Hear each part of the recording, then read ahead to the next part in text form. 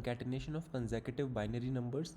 जिसमें हमें दो चीज़ें सीखने को मिलेगी कि मॉड्यूलो कैलकुलेशन में किन किन चीज़ों का ध्यान रखना चाहिए, और दूसरा ये कि बाइनरी रिप्रेजेंटेशन जब दी हुई हो तो उसको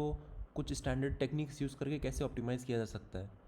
तो सबसे पहले हम रिक्वायरमेंट्स के थ्रू ओवर कर लेते हैं। हमें इसमें एक इंटीजर n दिया है और हमें रिटर्न करनी है डेसिमल वैल्यू, जो कि है binary string found by concatenating binary representations of 1 to n, यानी 1 to n का बाइनरी रिप्रेजेंटेशन निकालना है और उनको कंकैटिनेट करना है, और जो डेसिमल वैल्यू बनती है उसका मॉड्यूलो 10⁻9+7 निकालना है। तो जैसे कि 1 का आंसर 1 ही आएगा, 3 का आंसर 1 2 3, n से 1 2 3 हम जाएंगे, इन तीनों का इंडिविजुअल का रिप्रेजेंटेशन निकालेंगे बाइनरी, उन तीनों को ऐड करेंगे और कैलकुलेट करेंगे कि कोरस्पॉन्डिंग डेसिमल वैल्यू क्या निकलती है।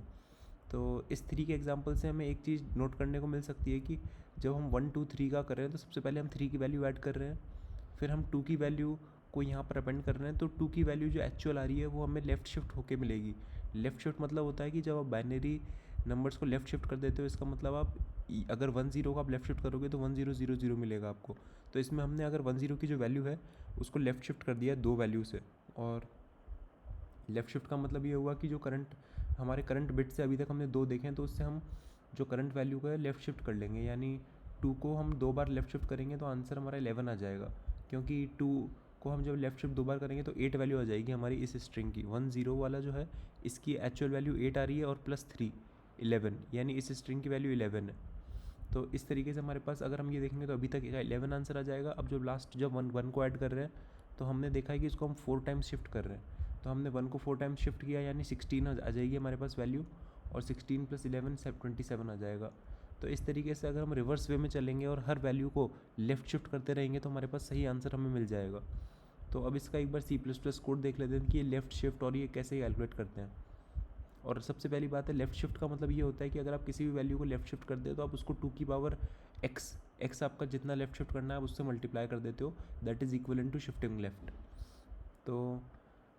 सबसे पहले हमने मॉड्यूलो की वैल्यू स्टोर कर ली है, फिर हमने लेफ़्ट शिफ्ट वैल्यू बोला है कि अभी हमारी लेफ़्ट शिफ्ट हम कितना कर चुके हैं, वो अभी तक 1 है हमारा, और आंसर हमारा 0 है। ये 1 इसलिए क्योंकि 2⁻0 1 होता है, इसलिए हमने लेफ़्ट शिफ्ट बिट्स अगर हम देखेंगे तो 0 होंगे वो।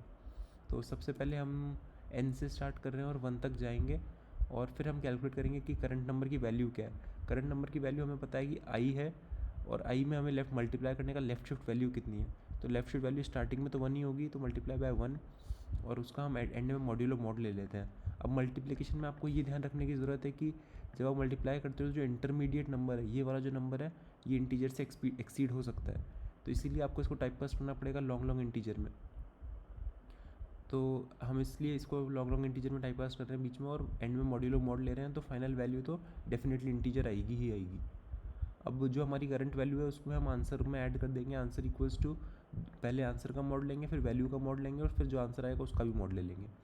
तो इस तरीके से हम आंसर कैलकुलेट कर रहे हैं। और अब बात आती है कि हम जितने लेफ़्ट शिफ्ट कर चुके हैं उसको हमारे करंट लेफ़्ट शिफ्ट वैल्यू में इंक्लूड करना पड़ेगा, यानी अगर हम 2 बार लेफ़्ट शिफ्ट कर चुके हैं तो हमारा लेफ़्ट शिफ्ट का जो वैल्यू है वो इंक्रीज़ हो गया है, क्योंकि जब हम अब नेक्स्ट वैल्यू में मल्टीप्लाई करेंगे तो हमें लेफ़्ट शिफ्ट 2 कंसिडर करना है, तो 2 लेफ़्ट शिफ्ट का मतलब हो गया 2 × 2 4, तो इसलिए हमें लेफ़्ट शिफ्ट वैल्यू को उतनी बार मल्टीप्लाई बाय 2 करना पड़ेगा जब तक हमारा नंबर ऑफ़ बिट्स 0 नहीं हो जाते करंट नंबर के। तो इंट x हमने i के बराबर असाइन किया, और x = x/2 के हर ऑपरेशन में, ताकि हम बाइनरी रिप्रेजेंटेशन में कितने बिट्स हैं वो फाइंड कर सकें, और लेफ़्ट शिफ्ट वैल्यू को हम मल्टीप्लाई बाय 2 करते गए हर बार। तो ये सिर्फ इसीलिए, तो क्योंकि जब अगला नंबर आएगा तो उसमें हमें कैलकुलेट करना पड़ेगा कि कितना हम लेफ़्ट शिफ्ट वैल्यू का यूज़ कर सकें।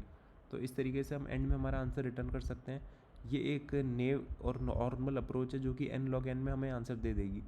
और अगर आपको इसमें कुछ भी यूज़फुल लगा हो तो लाइक और सब्सक्राइब ज़रूर कीजिएगा। Thank you.